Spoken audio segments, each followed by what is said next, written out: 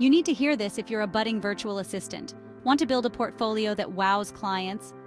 Let's dive in. Step 1. Define your niche. What services do you offer?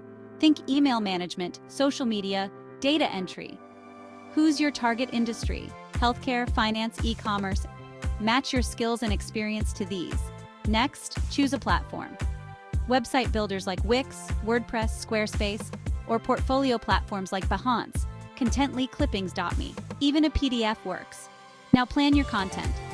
Have an intro about page, list your services, show your projects and testimonials, and add contact info. Gather content. Use project examples, client testimonials, relevant certifications, and show your software skills. Create your portfolio.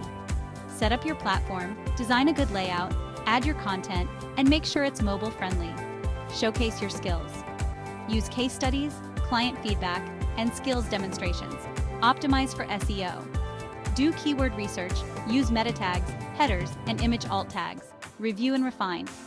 Proofread, ensure consistency, get feedback, and update regularly. Follow these steps and you'll have a professional portfolio in no time. Good luck!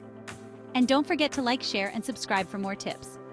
Watch our other videos for more insights.